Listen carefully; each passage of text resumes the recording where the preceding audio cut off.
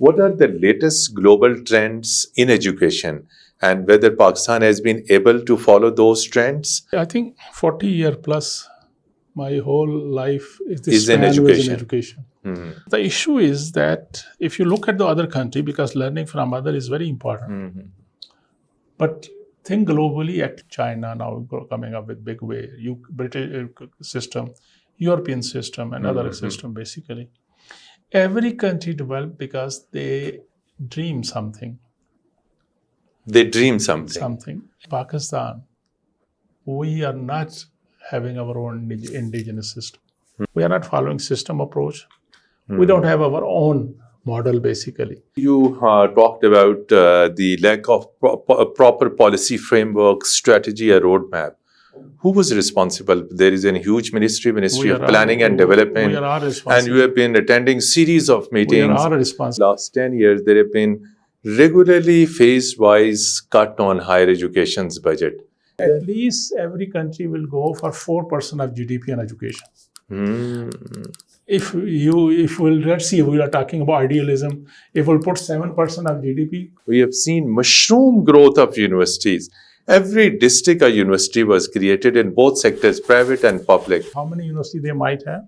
No Just idea. guess 3,500 plus 3,500 plus. universities Indonesia. in Indonesia. Issue is not number of university. Issue is if you are planning without resources, you are heading towards disaster.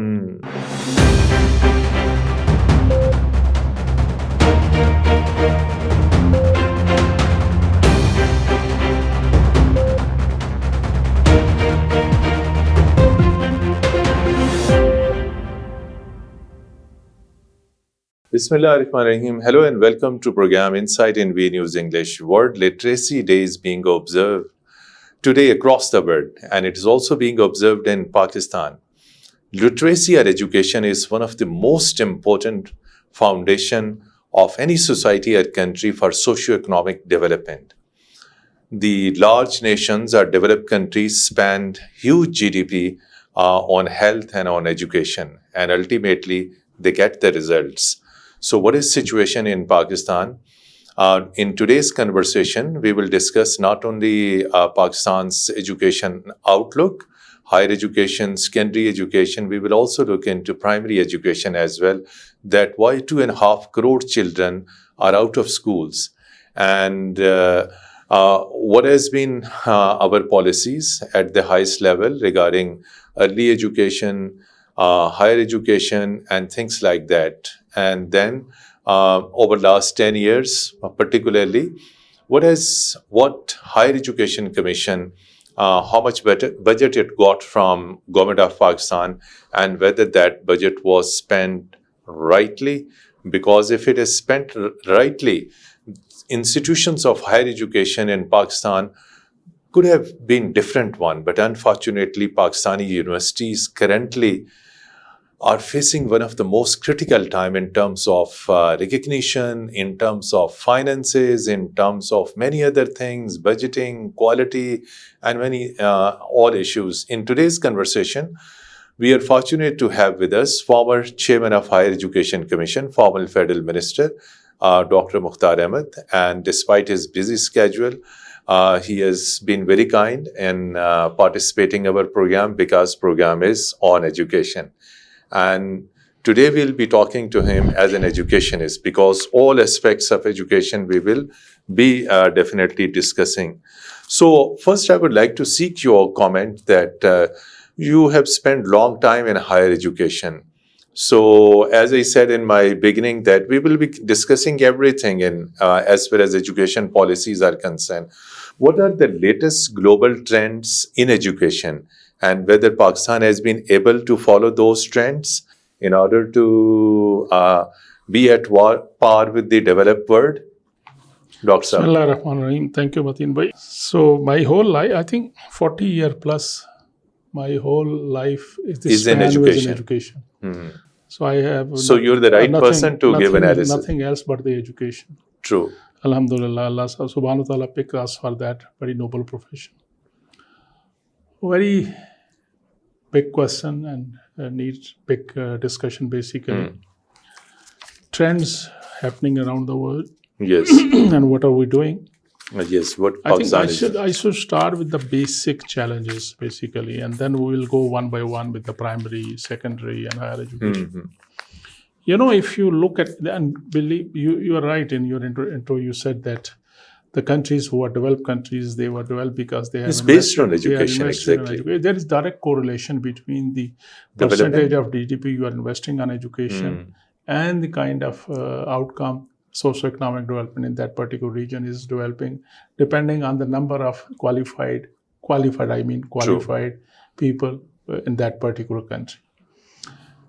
And we, the Muslim, I think we should be not discussing the importance of education, because our first message to our Prophet Sallallahu Alaihi Wasallam came, Ikra bismi rabbika alladhi. So that was the first lesson, and we should have understood. Read. Exactly. Read. So, but anyway, after saying things, the issue is that if you look at the other country, because learning from other is very important, Mhm. but think globally, act locally. Think globally, act locally. locally. Beautiful. So that is the issue basically. Hmm. I was discussing today with some senior colleagues, and they were asking why education is not progressing. What have we done in so many? This last means 20 everybody is concerned about. Yes, everybody. We should be concerned basically. If you look at the smallest country and the biggest countries at the world. And within South Asia, Sri Not Lankan only- literacy rate is much higher. No, that is also one way of looking at it, because we call it Sri Lanka syndrome. Sri Lanka syndrome. Because they have invested heavily in primary education. Really? Yeah, 90 plus per they have literacy rate, I believe. So, but they And have Pakistan is currently latest. How much? Please 60, share with our audience. 58 to 60%, maybe 60%. That is among also those who can only make If you signature. define if they can write their name and read their name, basically. So basically, Sri Lanka, you give the example, Sri Lanka has no doubt they have invested here heavily in the primary education. That is not solving their problem. That look at the livelihood of Sri Lankan population. They're going through a very tough time. Exactly. Because if you really want to grow and develop your society, you need to have the bipole kind of model kind of thing, primary and higher, both education. And now, of course, the technical education need to go side by side. So every country, if you look, even Iran, you look at the USP, who is, I think, the leader in education at the moment. Of course, China now coming up with big way. British system, European system, and other system, basically. Every country developed because they dream something. They dream something. And they develop their indigenous program. Unfortunately, countries like Pakistan, we are not having our own indigenous system. After having 40 plus years, my experience working in this sector, especially within Pakistan and abroad also, I see the basic issue is number one, lack of system approach. Lack of system approach. We don't have system basically. It is stopgap arrangement, quickly. You mean even in education there is no system? No, system approach in every aspect. In every aspect. Every aspect, it is missing it. Second thing is we don't have our own dreams, our own roadmap basically. Today I will come to you, I'll say, Mateen, bhai, ye acha ho raha hai, ye galat ho raha hai. You will quickly shift there. Tomorrow you will go, you are in China or somewhere, you will see something, I want to copy it in Pakistan. You need to learn from other people, but where is your indigenous system? Indigenous concept. We are always giving example of China. Last 40 years, doesn't matter who is change, who is the top, who is bottom, who is at middle level. They have a roadmap, strategic roadmap. And they're implementing that and they are implementing it, and starting from top to bottom to exactly. Everybody is. A clear policy, strategy and roadmap is there. Now, our problem is we don't believe on our own people. We don't believe on our own system. We just want to copy paste. When you are doing these things, you are nowhere. That is why we are going around. One day a group of people will come at top and the decision making, they will say, no, American system is better. Let's bring that. They will hire consultant from other country giving good amount of money. Hefty amount and then money, ultimately. And then they will come up and they will bring their system copy paste. Not necessarily that will suit us. So these are, I personally see in our education system too, basic thing is we are not following system approach. We don't have our own model, basically. After that, once you have your own system, your own roadmap, then of course you can learn who is doing better and which way they are doing better. Like you said, what is the future trend? It is going to be taken up by technologies, no doubt in it. Though AI and these type of things are buzzword in Pakistan, but this is reality. World has already adapted those things. Future, no bricks and mortar. Future, no physical teacher. This doesn't mean people are not going to be required. The role will be changing. The role will be changing. And the speed is going to be the key to success. Speed is going to be key to success. Who will do the first step? Who will hit? Like you at my age, at your age, we used to see that hockey was our very favorite nation game in Pakistan, and everybody was watching it. So whoever will hit the ball, they will take it away, to take it to other side. So I think these are the challenges we need to understand. Number one, we need to have our own system. We need to be very clear where we want to go and how we want to reach there and what need to be invested there. Education should be priority number one, health and education. If we can safeguard these two sectors, believe me, nothing will happen, inshallah, in Pakistan, and Pakistan will grow. And Pakistan deserves to be a prosperous country. But unfortunately, looking at the previous trend, you said last 10 years, you look at the last 60 plus, 70 plus years investment, how much we are doing in education, this is peanut. So ultimately, you talked about the lack of proper policy framework, strategy, or roadmap. Who was responsible? There is a huge Ministry of Planning and Development, we are and you have been attending series of meetings. We are responsible. There is also an Iran, Pakistan, and that is again focused on education. So why there is no concern and focus? The federation level, because after 18th Amendment, no doubt education has been devolved subject, which I personally, I think it But there is a federal HEC, there is a Ministry of Technical Education, still with the change of the name. Before the start of this discussion, your concern was, are you going to be the open and blunt? I was always a blunt speaker and candid. And I believe, very frankly, we are all self-centered, basically. We are not thinking about country, we are not thinking about sector. True. We are not thinking about future generation. We are thinking, how could I will get the credit. How many pictures, my picture are in the media, and how much people are talking positively about me and my personal thing. What is my gain? What I'm getting? That is the whole curse of the issue. Unfortunately. But I think negativity is not good. I'm always optimistic, and I think we do have the potential.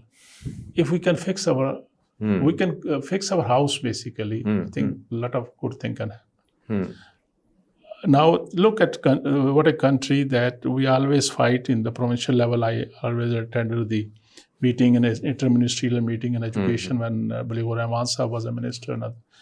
We always fight there that this is my job, that I should decide about the education quality, everything of my promise. No, it is our job. Exactly. National level job. Exactly. This is always, we have to understand. Above provinces and ethnic differences and everything. It should be Pakistan. It should be Pakistani. But there is no such approach? Sometime, if similar thinking people can come at place, they will start thinking about these things. When they will go, next group will come, they will think something different. They say, this is all was not bad planning. We'll do a new thing. And instead of building blocks, we are just trying to play with that words and these type of things, unfortunately. Why education budget, which is meant for higher education in Pakistan? I mean, overall education in Pakistan, mostly... How much we are spending in education in Pakistan? Exactly. So my question is a bit different one, that over the last 10 years, there have been regularly phase-wise cut on higher education's budget. And as you said, that primary is also important, but higher education is... Why it is so? There are two things. Due to economic crisis? Maybe one is economic crisis, of course. But when you look at the other spending, then they don't see any non-development expenditure. So many expenditure Exactly. which are not required. But education is the first priority. It should be first priority, health and education. The budget is one issue. we do put sometimes show Proposals. good proposal, good budget allocation, but actual thing is utilization. Most of the undergraduate, lower education budget, I was told by different provincial meeting that they are not spending 100%. So where money goes? No, they will send it back because government financial. No, the money is also embezzled. No. It is basically it is always financial management to show that we have enough fund. We are. But funds are not spent. Sometime, most of the time, I should say, funds are not properly spent. In higher education sector, I think government supported us well in keeping in view the dynamics and also financial condition and circumstances. But again, like in HEC, I can tell you last few years, like 2013-14 budget was 65 billion reckoning for the whole universities. 65 billion for the universities. And even this year, it was same, 65 billion. Despite inflation and even the so many things. Salary is more than 200% increase due to like every year they increase. And that salary is paid from within this budget? This budget totally is on higher education. Universities' salaries. It is not 100% paid. So 11 years back, whatever was the budget, it is still same. And logically, Federation is thinking that it is a responsibility, after 18 amendment, it is a responsibility of provincial government. They should take care of their responsibility. Except one or two provinces, other were not taking responsibility. But alhamdulillah, this year, with a lot of effort, with a lot of convincing, I can say that this year, provincial like Punjab, Khyber Pakhtunkhwa, they already put good amount of resources to start to put their allocation for their respective universities in their provinces.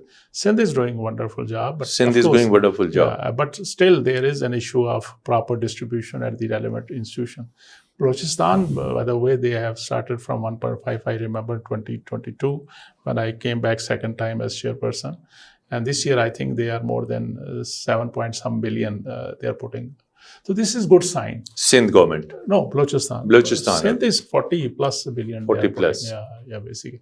The issue is, of course, financial is one issue, but the most important policy part is, framework. Again, it is the governance part. Governance. If we can have proper governance structure, even this money is enough to do something better in Pakistan.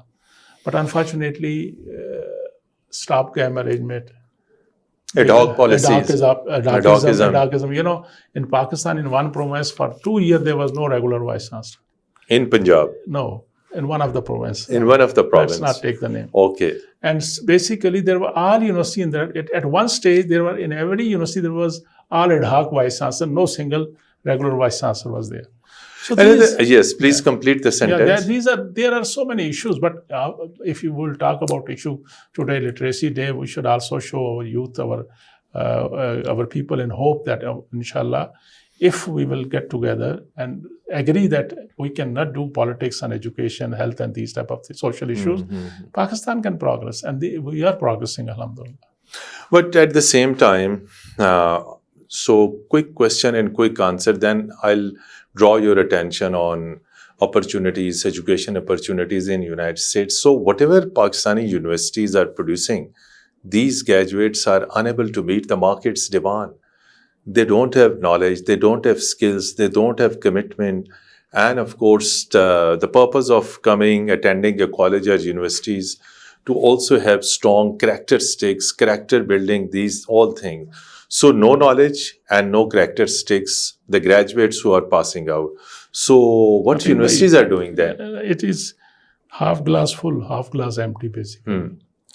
Unfortunately, in Pakistan, the kind of culture we have created, only the sour spot you can sell them in media and other things. And these type of sweeping statement I was hearing from all aspect of people. Pakistani education is rubbish. And I was asking, from where you got education? We are all educated. Exactly, locally. Locally, and we are proud of it. Whatever our youth is delivering in other countries, they are graduated from here. It is an environment where you allow them to work independently. So that is issue. The environment is not conducive. Environment is not conducive. Environment to believe on your people, to give them kind of freedom to work and respect them. is the missing piece. Otherwise, I don't agree Students that are brilliant. Of course, our youth, this is the fourth year. If you remember, last time I was in here, same room for Exactly. an interview, I told you that, mashallah, in Pakistan, youth are 3-year consecutive #1 in European Union Erasmus Plus scholarship. They are winning maximum scholarship. Pakistan is #1 country. This year, the fourth year consecutively, Pakistan is #1 country. Our youth, they are winning the maximum scholarship on their own. From Europe. From European countries. Elsewhere, around the world. No. The European Union is offering scholarship worldwide, where India, China, other countries are also competing. So we are always #1, last 4 years. So this means our stuff is good. The only issue is give them the good ecosystem, give them the continuity, give them the belief that, you can work, you will be recognized on merit, you will be given the due opportunity.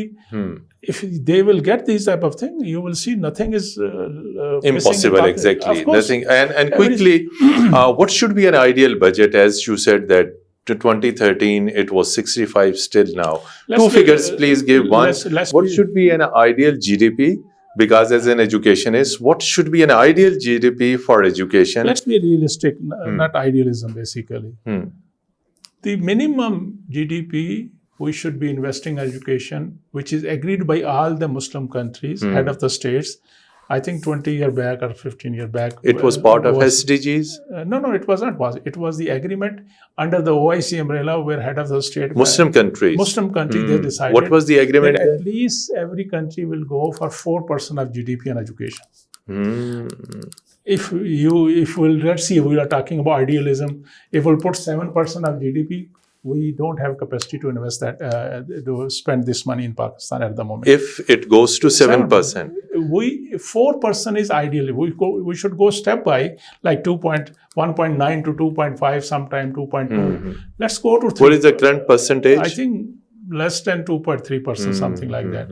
2.5 basically. I think the first stage should be go to 3%. Like ideally, next couple of years, we should reach the 4%. And within this 4%, 1% should go to higher education, 3% go to remaining education, where primary education, middle education, and skill-based education, of course, technical education. This is the word norm, basically. Okay, 1 part will go to higher education, 3 part will go to rest of those. I'll draw your attention on education trends in United States. United States has some of the best seats of learning, one of the finest universities.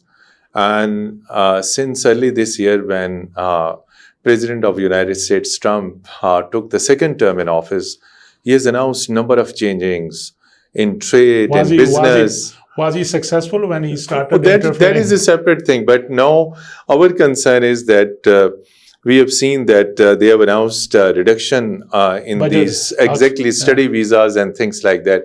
Please share some data with us.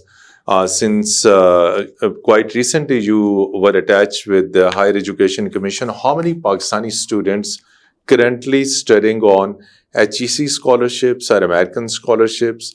And after the policy change by United States of America, how many Pakistani students' scholarship have been affected?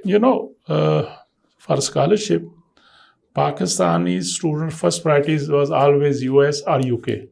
In beginning. Later on, they started going exploring to different parts like Germany, France, Austria, Australia, China, and other countries also, Canada. But first priority was always US and then UK, basically, British.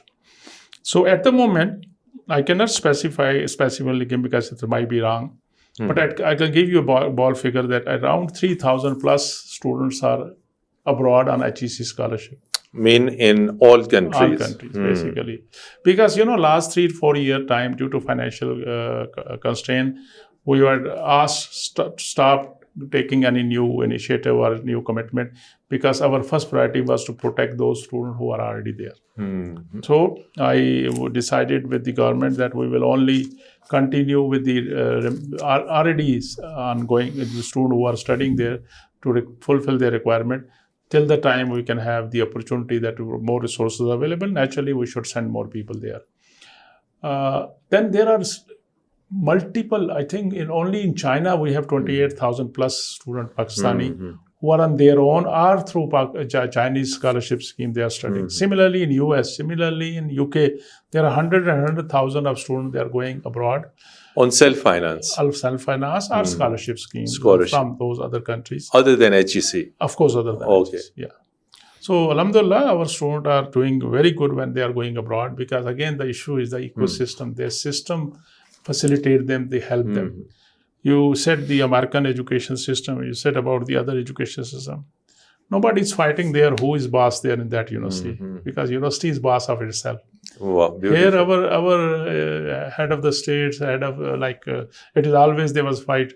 After 18th Amendment, it is the chief minister, it is chancellor, is governor or chief minister, something like that. Or political interference, these type of thing has destroyed our system, by the way, let's be very frank.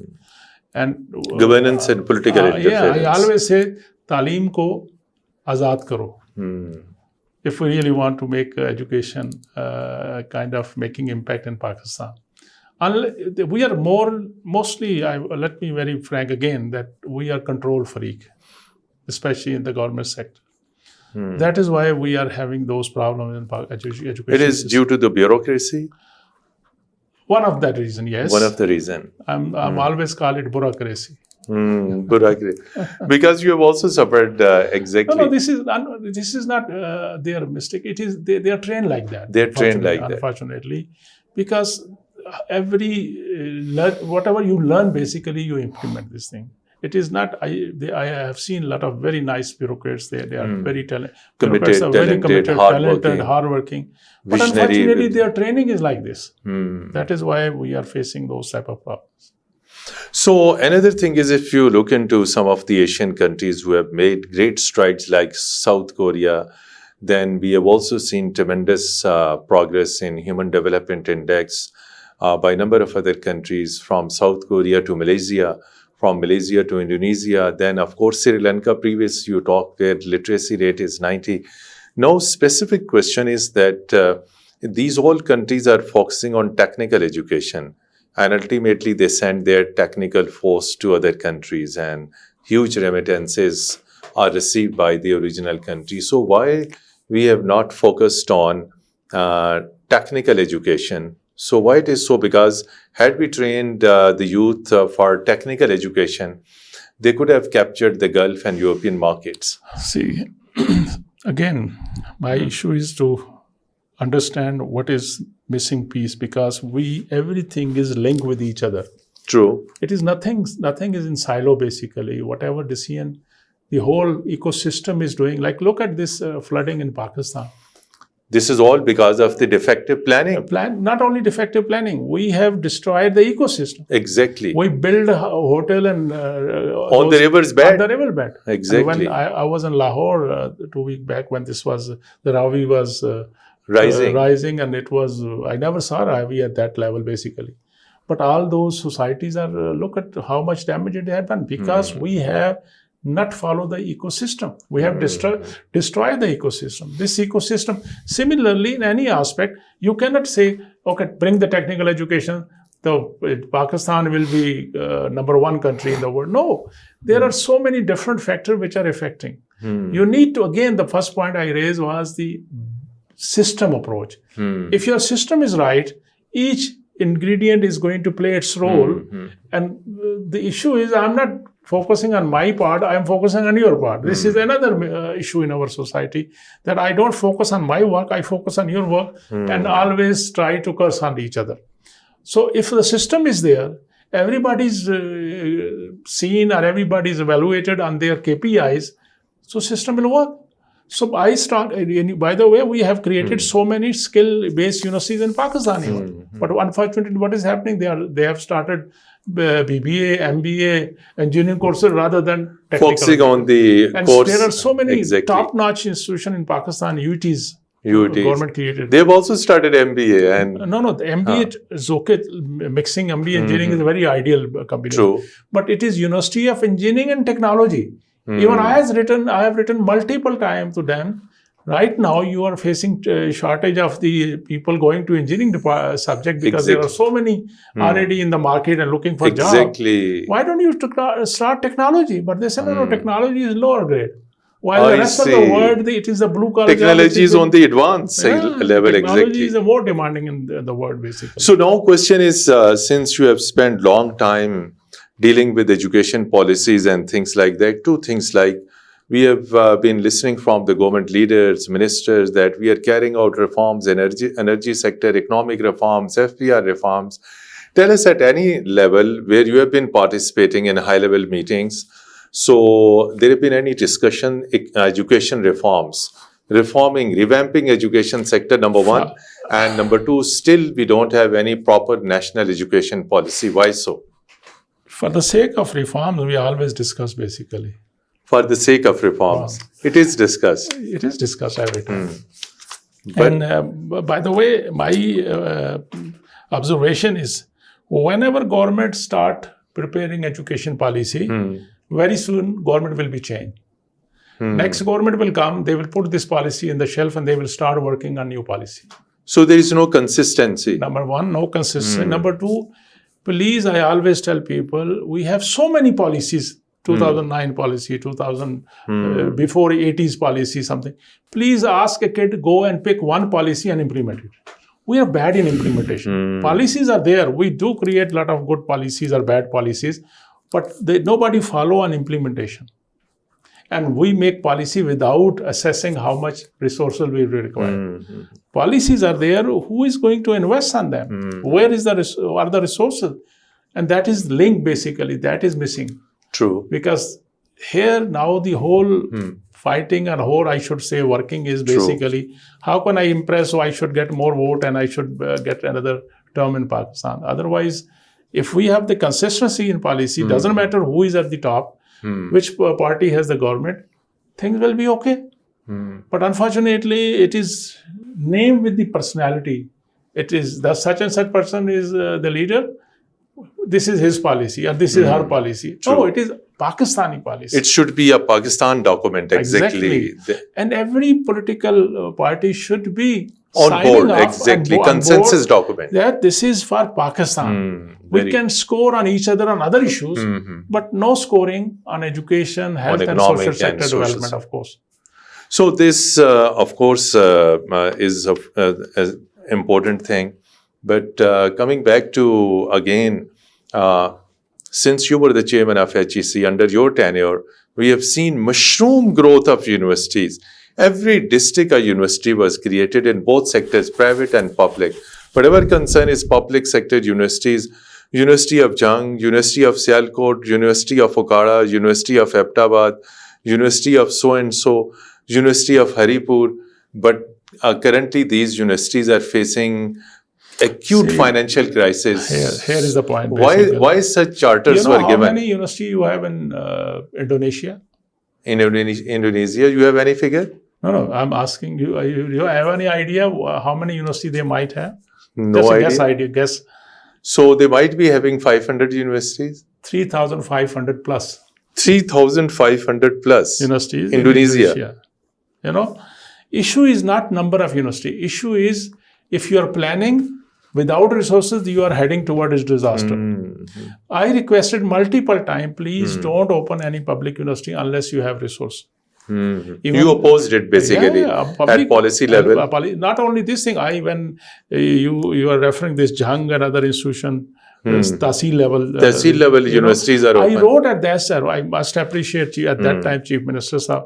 I wrote a very strong letter to him, sir, what are you doing at Tahsil level and who is going to fund these universities?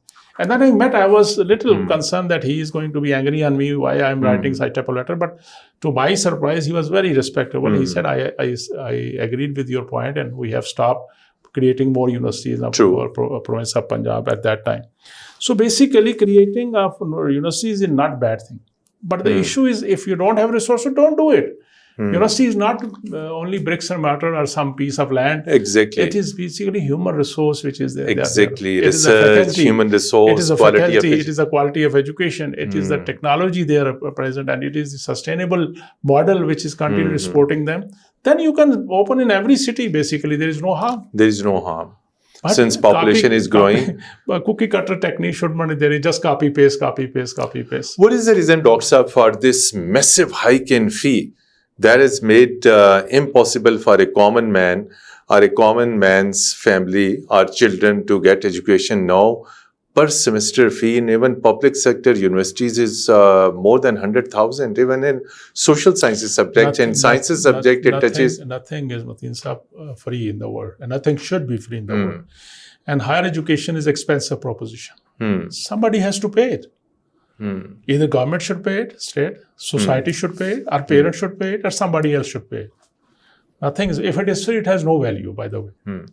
Now coming back to high fee, it is not high fee. You know how much is fee? If we are talking about U.S. education system, they are more than $50,000 per year.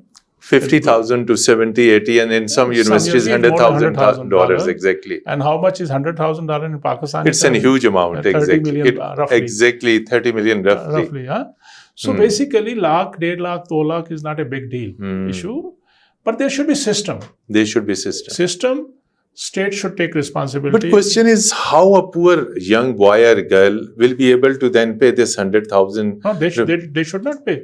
There should be scholarship for yes, them? Yes, there is a binding as private sector at least 10%. Or stipend, or assistance. You know, my objective whenever I was talking with Vice Chancellor and whenever there was new university coming, I was always giving them direction and requesting them that please build in a system where you go for merit. And if somebody is picked and admitted on merit, then he or she should not leave because they cannot pay it. Then some mechanism should be there to support them. People who can pay, they should pay heavily. No issue. People who cannot afford, then they should be kind of given support. True. That is the system which is successful all over the world. True. UK system need to have an average fees of £9,500 per year. Per year, exactly. Now it is, I think, 70 to 20,000 pounds. And how much is this? Has gone high, double almost. So nothing is free. That is why it has no value. That is why people are only running after those institutions which are fake and giving them piece of paper, and that is accepted in our society. And then make entry and I used Europe. to get a lot of bashing in our different forum. Why don't you recognize these things? I was telling them they are illegal. But I was getting a lot of pressure. No, why it is inme bachon ka kya kasoor hai? And I was saying, believe me, it is not my kasoor also either. So basically, this needs to be addressed. We need to talk sense. We need to work on a holistic system. We need to create a system where the thing should work. People who can afford, they should pay double, triple a fee. They are willing to pay £20,000 there. They are willing to pay £100,000. Why can't they pay here 100,000 rupees? You know, because यहाँ तो हमने सीखा मुफ्त में सब कुछ मिलेगा. Okay, so coming back to United States, perhaps you have not given the exact figure while you were the boss of the HEC. No, I don't want to give wrong figure. How many students have been affected after the change of the American policy? I'm coming to the concern. I missed that point. Exactly. The USAID was closed. Exactly. Under USAID, there have been thousands of funding. There was funding was there. Of course, we had this very famous project, PARC-U, US need-based scholarship, basically. Exactly. That was very popular.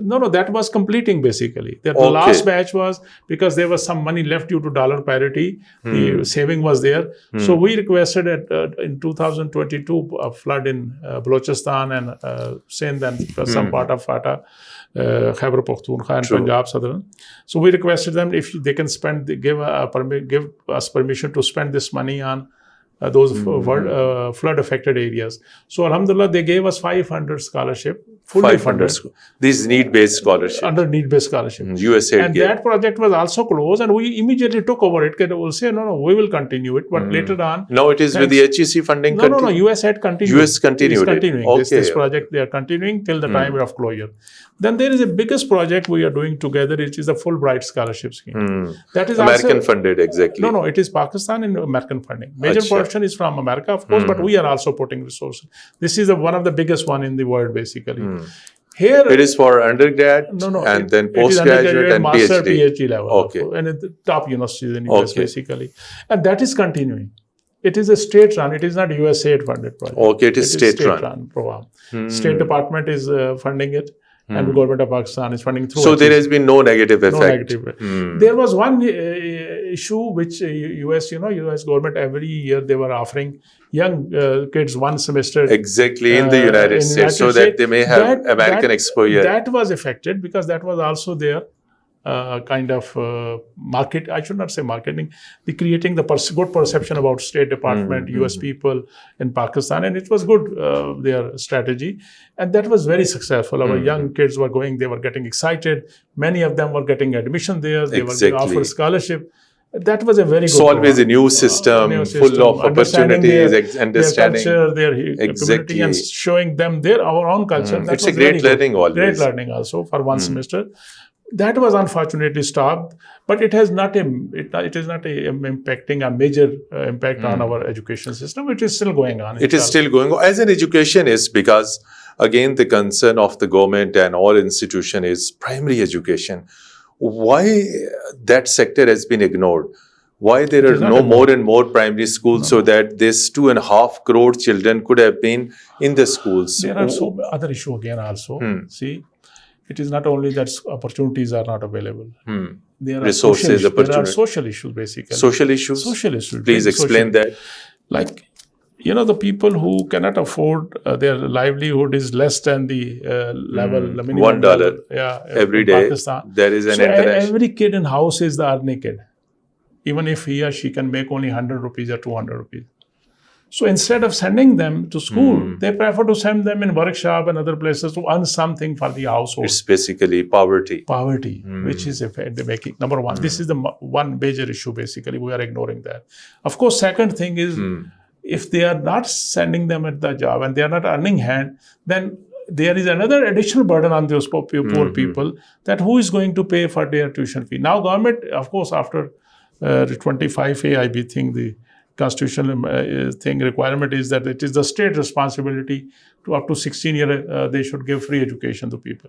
Now government of Pakistan and those school level, they are even giving books and those type of things to do. Exactly. So there is always foreign funding. No, exactly. Why we are looking, Mateen sir, for foreign funding?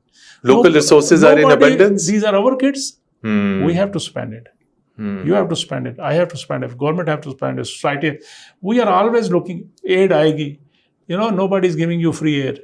When they will, it is attached with certain conditions. Yes, exactly. When they will come with funding, especially in education, they will love to give you resources for education, with especially their agenda, exactly. With their narrative building, with their curriculum, with their interests, and we should not do that.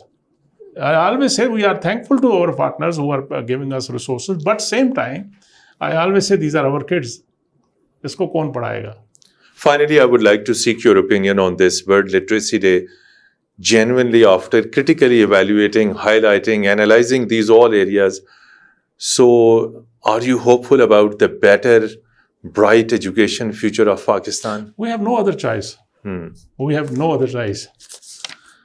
Either we will go for right direction, and God forbid, otherwise we are finished. We have no other choice but to spend our money on education. Look, we ignored Balochistan, we ignored other places. How much cost we are paying it? Exactly, we are witnessing whatever is happening. So I think we need to learn lesson from this. Every child of Pakistan deserves to be given equal opportunity to get education, better education. If we want quality education.